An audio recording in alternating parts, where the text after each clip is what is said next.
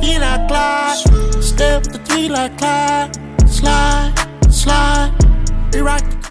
Hey guys, Productions here, and in this video I'm going to be taking a look at the DualShock 4 back button attachment for the PS4.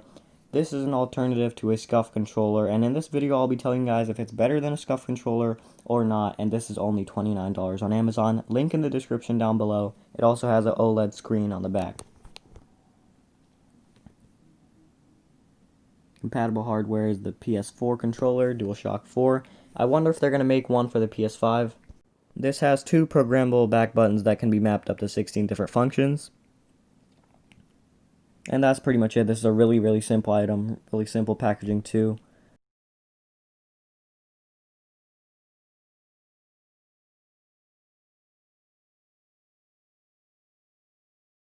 Here is the back button itself.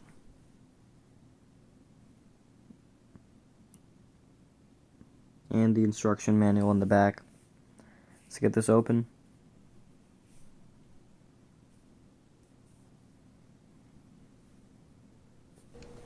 Alright, so here it is. There's a screen on the back, the OLED screen, which also has a button on it.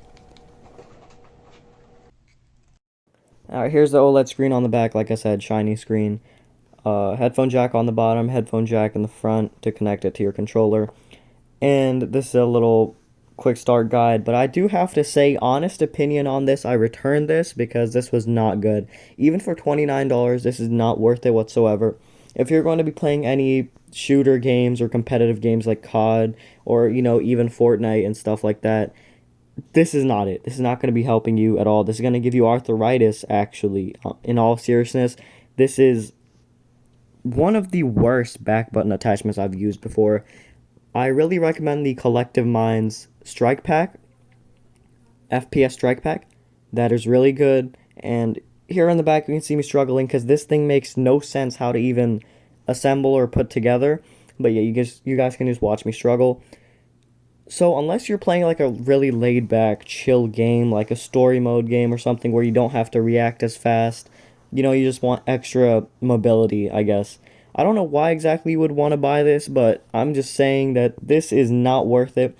And comparing this to a Scuf controller, I personally have not had a Scuf controller, but I would say neither of them are worth it because Scuf controllers are really expensive and have mediocre durability. So I would say just get a FPS Strike Pack by Collective Minds for that, for the back of your controller. I will review that soon enough, and I've had that before. It was really good. It lasted a long time. And it didn't break yet. I just had to return it because I was doing a review on it. But that was the best. I will be buying that again and keeping that for sure. Here, I'm reading the instructions because this thing, like I said, makes no sense. And it's pretty difficult to remap the buttons too. Or at least if you don't read it, it's pretty difficult. But yeah, let me know what you guys think of this product. If you do want it, link is down in the description below. And this paired with the Control Freaks should be a really good elite combo. But, you know, this back button was really not nice. One of the reasons was because it's too big and chunky and not as tactile. And accidental clicks, too. This will be a learning curve for sure. I would say a good 2 to 3 weeks for you to fully get used to it and make no accidental clicks. But this is really for someone who is younger and has smaller hands.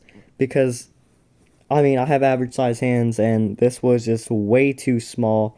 Even the PlayStation controller is kind of small for my hands, but I would not recommend this because look at how high up the buttons are and how like thick they are.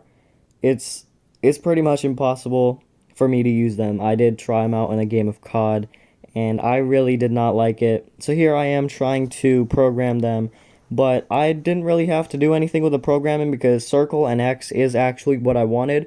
X on the right one to jump, and circle on the left one to quickly melee in Call of Duty.